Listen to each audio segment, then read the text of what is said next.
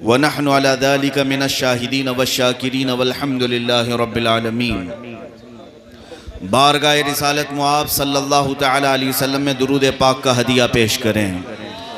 अल्लाहुम्मा सल्लि अला सय्यिदिना व मौलाना मुहम्मदिन मअदनिल जूदि वल करम व आलिहि व अस्हाबिहिल किराम व इब्निहिल करीम व बारिक व सल्लिम सलातन दाइमतन सरमदन अबदा। सुभान। आईने जवां मर्दां हक गोई व बेबाकी, आईने जवां मर्दां हक गोई व बेबाकी, अल्लाह के शेरों को आती नहीं रूबाही। शहादत है मतलूब व मकसूद मोमिन, शहादत है मतलूब व मकसूद मोमिन, न माले गनीमत न किश्वर कुशाई। अजीज़ान गिराम वक़ार व हाज़रीन, आप तमामी हजरात की इन दिक्कतों को मैं समझ पा रहा हूँ। जगह की किल्लत और फ़िदायाने मुस्तफ़ा सल्लल्लाहु अलैहि वसल्लम की कसरत। आज इस तरह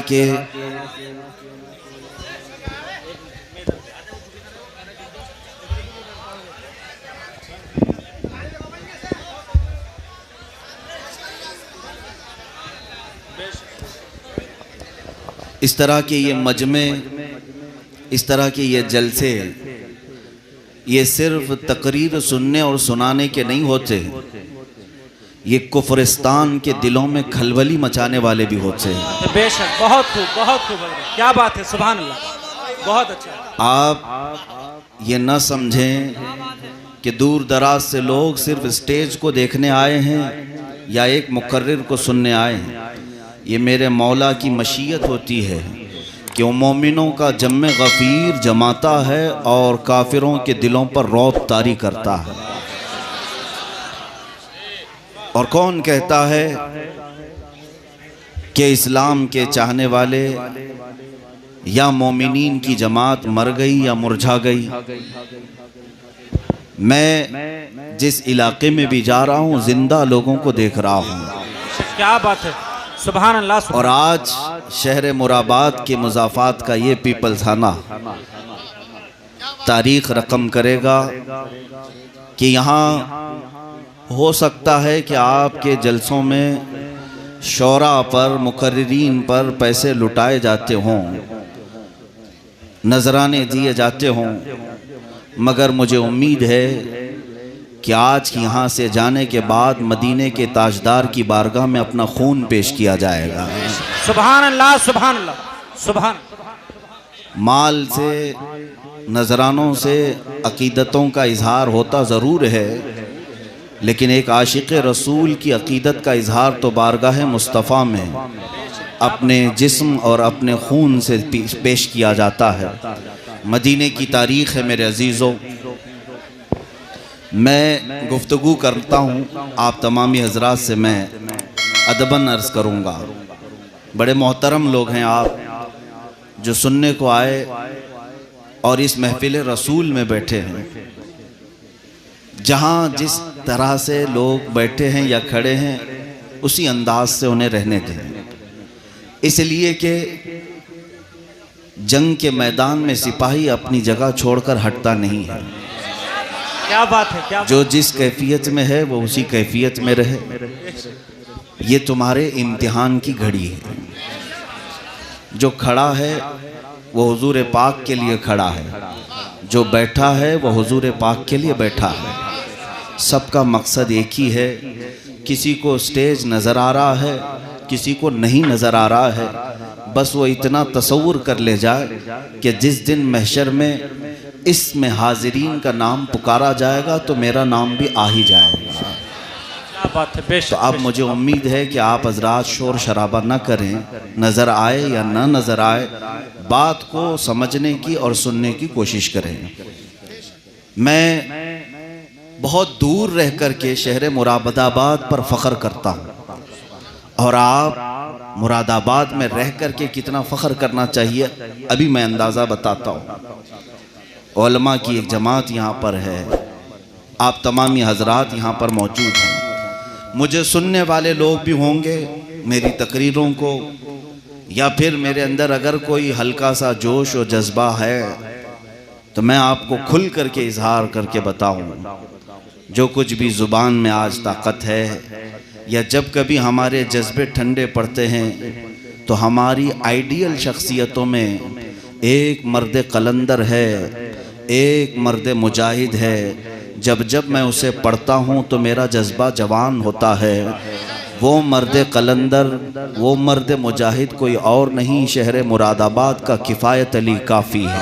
क्या बात है, सुभान अल्लाह सुभान अल्लाह सुभान अल्लाह सुभान। आपके लिए ये फ़ख्र के 1000 दर्जे हैं।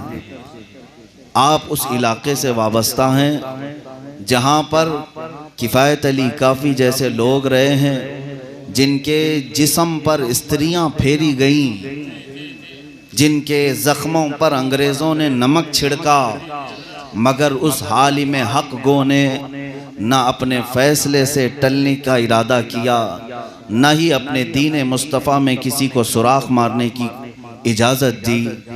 उस मर्द मुजाहिद ने ये साबित कर दिखाया कि हमारी जानें और हमारे जिस्म दिए ही गए हैं शरीयत मुस्तफ़ा की हिफाजत के लिए। मैं आज आपको बताता हूँ, मैं अपनी गुफ्तगू में आगे बढ़ूँगा। दुनिया हमेशा ये चाहती है कि इसको दबा दें, उलमा की ज़ुबान को बंद कर दें। आज आप क्या समझते हैं कि मैं यहाँ बड़ी आसानी से आ गया? मेरे पीछे भी एक बहुत बड़ी कार फरमाइयाँ रहती हैं और मैं हर जगह इजहार नहीं करना चाहता। खैर ठीक है, वो अपनी कोशिश कर रहे हों, कर दें। मेरा जुर्म क्या है, मेरा कसूर क्या है? मैं किसी मिंबर पर बैठ करके अगर मेरे नबी के शान में होने वाली गुस्ताखियों को बर्दाश्त न करके इजहार कर लिया, जो हर मुसलमान का दर्द है, जो हर मोमिन का दर्द है, लेकिन जानते हैं आप, अगर मैंने इजहार कर भी दिया तो गोया कि इनके दरमियान एक इतना बड़ा जुर्म करार पा गया कि सुबह से शाम तक स्कूटनी के लिए दिल्ली से लेकर मुंबई तक कमेटियां तश्कील दे दी गई कि इनकी तलाशी लो, इनको बैकिंग कौन करता है, इनको सपोर्ट कौन करता है, इनकी फ्रेंड लिस्ट तलाश करो कि ये इतना तकरीरों में बोलते कैसे हैं, कौन सी सियासी पार्टी इनके पीछे है, कौन से नेता लोग इनके आगे पीछे हैं। कसम रब्बे जुल जलाल की, आज तक मिजाज सियासत का आया ही नहीं, अल्हम्दुलिल्लाह। इसलिए कि हमें बुजुर्गों से ये सुनने को मिला है, उसको कुर्सी की ज़रूरत नहीं होती जिसके पास आयतल कुर्सी होती है। सुभान अल्लाह सुभान अल्लाह अल्हम्दुलिल्लाह। हम आयतल कुर्सी के आलिम हैं। मौला ने हमें जो कुर्सी अता की है वो 5 साल भीख मांगने पर भी नहीं मिलती है। खैर, मैं यहाँ अर्ज ये करना चाहता हूँ कि इस ज़माने में भी आप क्या समझते हैं कि करबला ख़त्म हो गया, यजीद का दौर ख़त्म हो गया? हर ज़माने में यजीद आता है और हर ज़माने में करबला जैसे हालात पेश आते हैं। और अगर मोमिनीन की जमात, आप सबसे कहता हूँ और उलमा से भी, शरीयत ताहिरा की हिफाजत के सिलसिले में हम में से किसी की जान जाती है या हमारे जिस्मों को कोई नुकसान पहुंचता है तो हरगिज़ ये ना समझना कि हमारी शिकस्त हो गई, इसलिए कि हमारी तारीख़ ये बताती है इस्लाम जिंदा होता है हर करबला के बाद। क्या बात है, क्या बात है। इस्लाम जिंदा होता है हर करबला के बाद। हमारी कुर्बानियाँ होंगी और इस्लाम जिंदा होता रहेगा। मैं बात ये अर्ज कर रहा था, ताकत व क़ुव्वत के नशे में चूर मुझ जैसे एक कमतर आदमी के लिए बड़ी बड़ी कमेटियां तश्कील देकर स्कूटनी पर लगा दी जाएं। इनकी तहकीक करो, बैकिंग कौन करता है, सपोर्ट कौन करता है। मेरे अजीज़ों, एक फ़ख्र की बात मैं ये अर्ज़ करूं, जिन लोगों ने मुझे मैसेज दिया था, मैं उनसे ये कहा कि जाकर उन तमाम तहकीकात करने वालों से कह दें, उनकी नाक ज़मीन पर रगड़ जाएगी, ज़िंदगी गुजर जाएगी, उन्हें ये पता न चल सकेगा कि बैकिंग करता कौन है। सुभान अल्लाह सुभान। सुभान। सपोर्ट करता कौन है? हाँ, तुम तहकीक कर लेना, ये मेरा चैलेंज है, ये मेरा दावा है। पूरी जिंदगी तहकीक करके न ला सकोगे, इसलिए कि हमारा अकीदा तो ये है, ए मुसलमानों, तुम यहाँ की बात कर रहे हो, यहाँ की बात कर रहे हो, हम तो इस अकीदे में जीते हैं कि क़यामत के दिन भी, महशर के मैदान में भी हम ये अकीदा लेकर के जीते हैं, ढूंढा ही करेंगे सदर क़यामत के सिपाही। क्या बात। ढूंढा ही करें सदर क़यामत के सिपाही, वो किसको मिले जो तेरे दामन में छुपा हो। सुभान अल्लाह, सुभान। नारे तकबीर, नारे तकबीर, नारे रिसालत, मसलके आला हजरत। जिसको रसूल पाक सल्लल्लाहु तआला अलैहि वसल्लम की तरफ से बैकिंग हो, पूरी दुनिया एड़ी चोटी का जोर लगा ले, नाक रगड़ ले और जिंदगियां ख़त्म कर ले, लेकिन शायद हो सकता है कि हमारी ज़िंदगी का वो ख़ात्मा करें, लेकिन आखिर तक उन्हें ये महसूस ना होगा कि क़ुव्वत और ताकत आती कहाँ से है। उलमाए हक के साथ भी, ये मैं सिर्फ अपनी फजीलत में नहीं कह रहा, ना मेरी अपनी बड़ाई के लिए कह रहा हूँ, आप में से आम जवान भी कोई खड़ा होगा, किस बात के लिए? नबी कौनैन सल्लल्लाहु तआला अलैहि वसल्लम की इज्जत की खातिर जो भी खड़ा होगा, ये मेरा यकीन है अजीज़ों कि वो खुद रसूल पाक तुम्हारी मदद के लिए तशरीफ़ लाते हैं। बेशक, सुभान अल्लाह। किसी और की ज़रूरत नहीं, किसी और पार्टी की ज़रूरत भी नहीं पेश आएगी। तुम देख लेना, जेलों में कैद मुजाहिदीन आज़ादी की कहानियाँ सुनो, कई ऐसे बुजुर्गान दीन जिनको जालिमों ने कैद तन्हाई में पूरी जिंदगियां ख़त्म कर डाली, लेकिन क्या वो बेचारे रह गए, घरों से दूर रह कर के कैद में इंतकाल कर गए? नहीं, उन कैद की तन्हाइयों में कई रातें ऐसी आईं जब कोई अजीज पास नहीं होता तो ताजदार मदीना ख्वाब में तशरीफ लाया करते। बेशक, सुभान अल्लाह। रसूल पाक सल्लल्लाहु तआला अलैहि वसल्लम तसल्ली देने के लिए आते थे। बाज़ उन मुजाहिदीन की तारीख़ भी मैंने पढ़ी है जिनको जोर व जुल्म ने फांसी के फंदे तक भी चढ़ाया, तो फांसी के फंदे पर लटकने से पहले भी इसी मुरादाबाद शहर के उस किफ़ायत अली काफ़ी ने गुनगुनाते हुए यूं ही तो कहा था, कोई गुल बाकी रहेगा न चमन रह जाएगा, पर रसूलुल्लाह का दीने हसन रह जाएगा। अतलसो कम ख्वाब के पोशाक पे नाजा न हो, इस तने बेजान पर खाकी कफन रह जाएगा। उसी काफ़ी ने कहा था, सब फना हो जाएंगे काफ़ी वो, लेकिन हश्र तक नाम हजरत का ज़ुबानों पर चलन रह जाएगा। आज मैं एक तारीख़ की सच्चाई आपको बता दूं, इकबाल ने बहुत अच्छे अंदाज में पेश किया है। सतीज़ा कार रहा है अज़ल से ता इमरोज़, सतीज़ा कार रहा है अज़ल से ता इमरोज़, शरारे बू लहबी से चराग़े मुस्तफ़वी। ये हक़ व बातिल की मारका आराइयाँ किसी ज़माने के साथ ख़ास नहीं। जिस वक्त से इस कायनात में वजूद अल्लाह ने बख्शा इंसानों को, हक़ व बातिल की जमातों का टकराव होता रहा। एक तरफ मूसा अलैहिस्सलाम थे तो दूसरी तरफ फ़िरौन अपने लश्कर जर्रार के साथ रहा। एक तरफ इब्राहीम अलैहिस्सलाम तने तन्हा थे तो सारी ताकत व क़ुव्वत के साथ नमरूद अपनी खुदाई के ऐलान के साथ मौजूद रहा। यहया अलैहिस्सलाम अल्लाह के नबी हैं, ज़करिया अलैहिस्सलाम अल्लाह के नबी हैं। दूसरी तरफ जोर व जुल्म से कायम किए हुए तख्त के यहूदी बादशाह रहे। हर ज़माने में ताकत में चूर, नशे हुकूमत में चूर, जालिमों की हुकूमतें रही और हक जमात हमेशा कम तादाद में रही, हमेशा कम तादाद में रही। मुझे हैरत होती है आज जो लोग ये कहते हैं अब के हालात बराबर नहीं है, हिंदुस्तान के हालात बराबर नहीं हैं। आप इतना ना बोलें हम माइनॉरिटी में हैं, हम अक़लियत में हैं। इन सब से कहो ज़रा अपनी तारीख़ पढ़ कर के देखो, बदर में हम माइनॉरिटी में ही थे, तब भी सर चढ़ कर बोल रहे थे। ओहद में हमारी तादाद कम थी लेकिन रोबो दबदबा किसी और जमात पर कायम था। और सबसे ज़्यादा अगर तारीख़ में कम तादाद में कोई जंग नज़र आती है तो करबला का मैदान है। एक तरफ सिर्फ 82 लोग, 82 लोग हैं, मुकाबिल में 22,000 का लश्कर जर्रार है।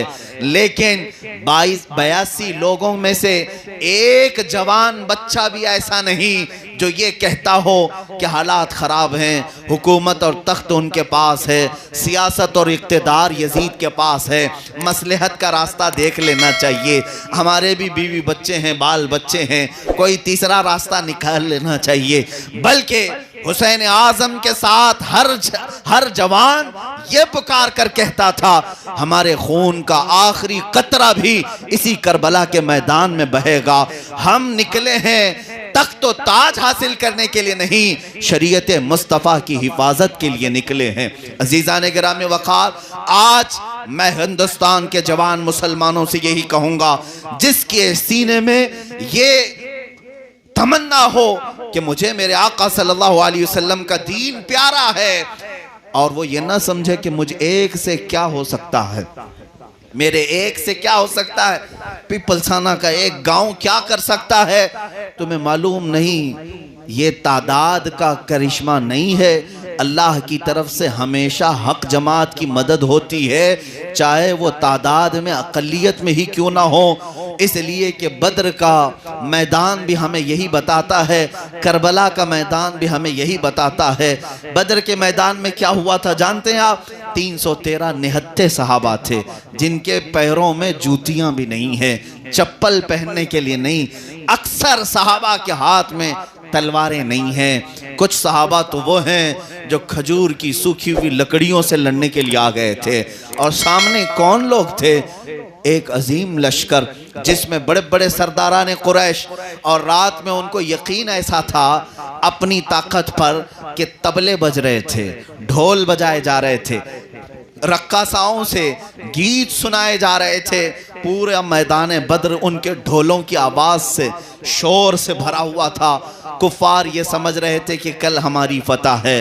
1000 से ज़्यादा की तादाद, कई ऊंट तो वो ज़बह करके खाने के लिए पकाए हुए थे, हांडियाँ चढ़ी हुई थी, सारा नशा उनके पास था।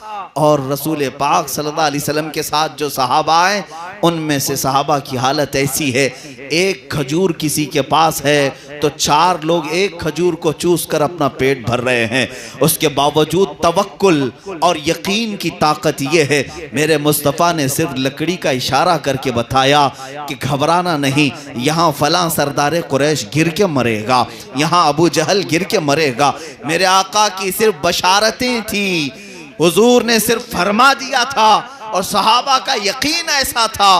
फरमाते हैं बद्र की रात हम इतने आराम से सोए जितना मदीने में कभी रातों में हम सोया नहीं करते थे।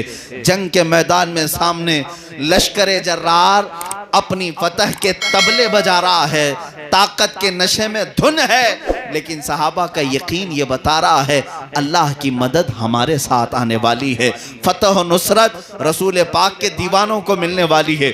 अब मैं जरी बात ये बताना चाहता हूँ, ए मेरे मुसलमान भाइयों, तारीख ने क्या बताया? तारीख ने क्या बताया? बद्र का मैदान भी हुआ, इन निहत्ते सहाबा के लिए अल्लाह ने 5000 फरिश्तों को उतारा, मैदान बद्र में उतारा, फतह मुबीन से हमकनार हुए। मुझे बताओ वो तारीख के झरोकों में कहाँ खो गए जो सरदारान कुरैश थे, बड़े बड़े पहलवान थे, उनके पास ताकत, तख्त, नशा, दौलत सब कुछ था, सब खो गए। तारीख के धारों में उनको तलाश करोगे तो निशान तक ना मिलेंगे। लेकिन मेरे आका के इन दीवानों के तस्करे आज भी हमारे मजमों में मिलते हैं। बद्र के शोहदा आज भी हमारे दरमियान जिंदा हैं। यही तारीख ने करबला के मैदान में भी बताया। 82 लोगों में से अक्सर अगरचे शहीद हो गए, कट गए, हाथ पैर उनके अलग हो गए, गर्दनें जुदा हो गई।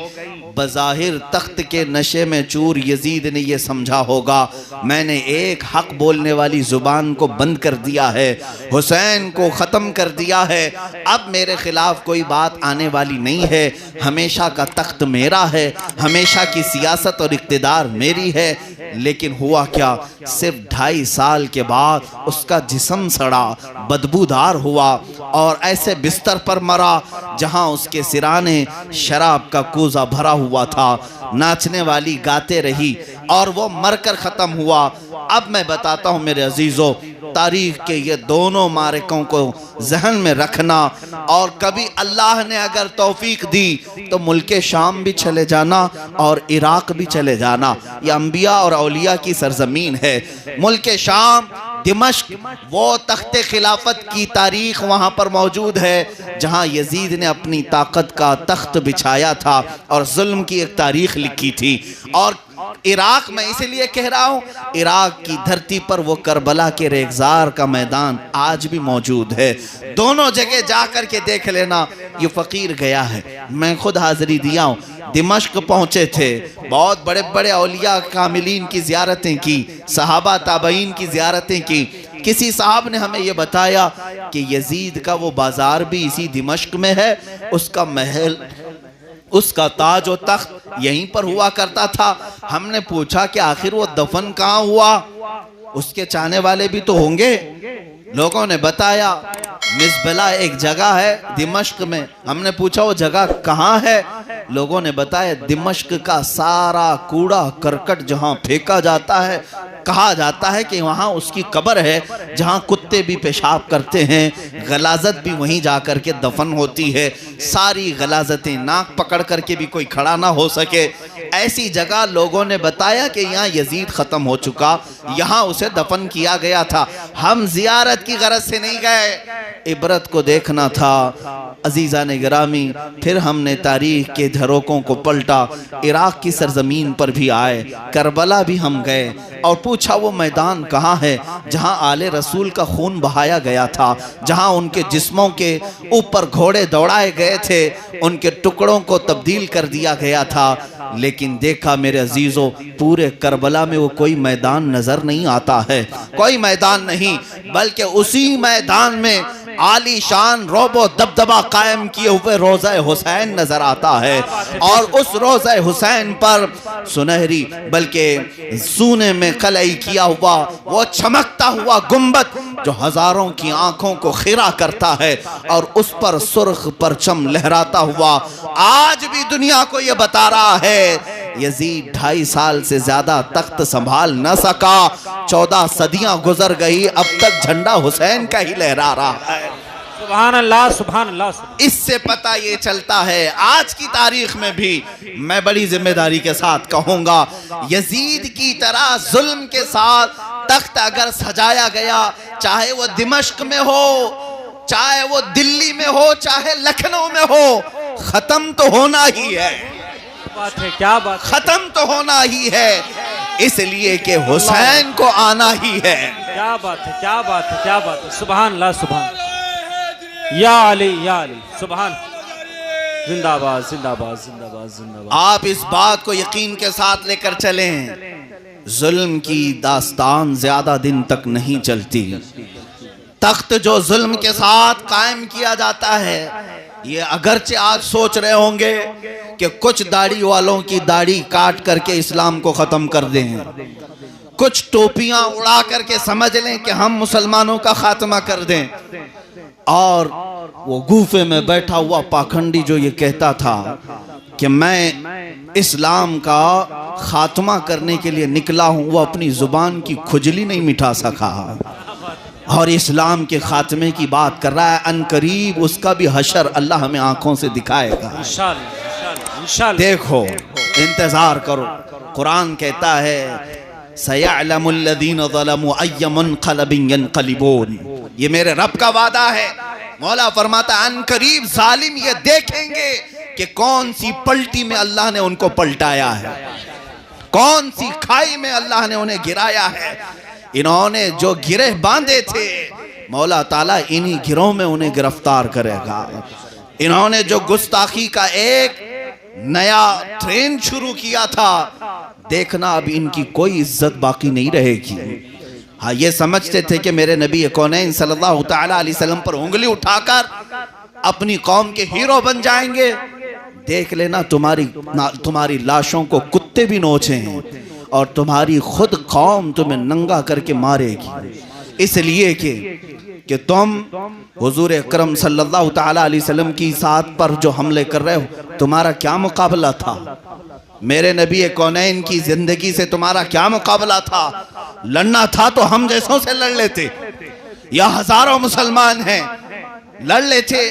अरे इतनी मॉब लिंचिंग हो रही है, हम देख रहे हैं, हम में से कौन उठता है? हम कहां दिफा के लिए आ रहे हैं? मैं इनसे कहता हूं, ये चंद दाढ़ियां अगर तुम काट लो, चंद टोपियां अगर तुम उड़ा लो, तो क्या समझते हो कि इस्लाम का खात्मा होगा?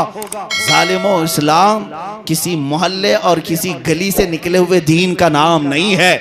इस्लाम उस दरख्त का नाम है जिसकी जड़ें तहतुस सरा में हैं, जिसकी शाखें औजे सुरैया पर हैं। क्या बात है, क्या बात, बेशक, सुभान अल्लाह। तुम इस दरख्त को हिलाने की बात करते हो, इसके पत्ते भी नहीं तोड़ सकोगे, इसके पत्ते भी नहीं तोड़ सकोगे। तुम पूरी ताकत जमा कर लो, सारे पाखंडी जमा हो जाओ और इस्लाम के खात्मे के लिए आओ। चैलेंज है कि कोशिश करके देख लो। तुमसे बड़े बड़े और सड़े सड़े सबों ने कोशिश कर लिया और उनका खात्मा हुआ।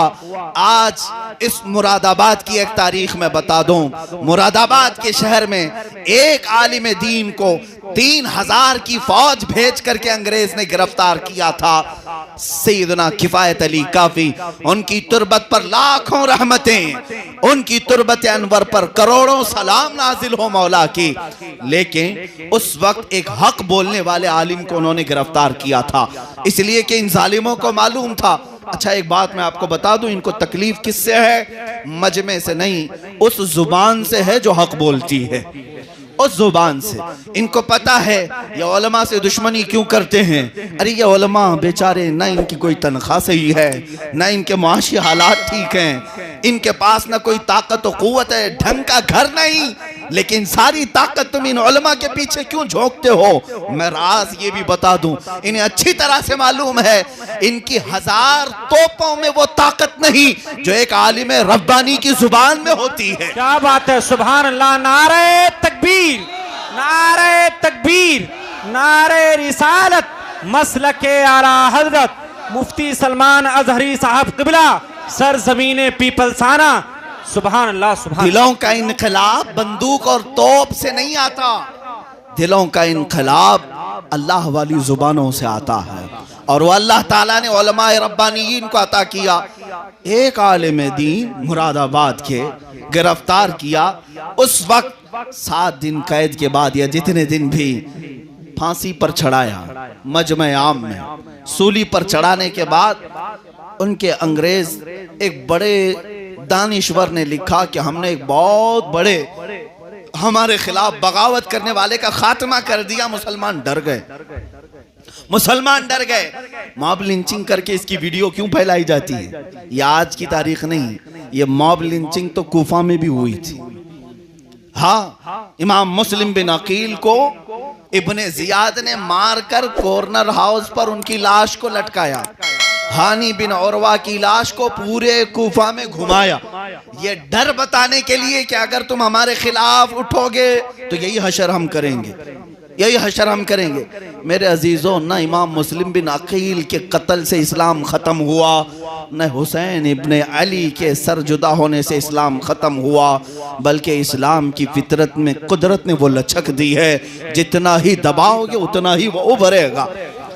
उस आलिम रब्बानी को फांसी पर चढ़ाकर अंग्रेज ने ये सोचा था कि अब खात्मा हो गया, अब ये जो इश्क रिसालत की बोली बोल करके लोगों के दिलों को गरमाता था, मुसलमानों को इकट्ठा करता था, ये जमा करता था, वो किफायत अली काफी खत्म हो गया।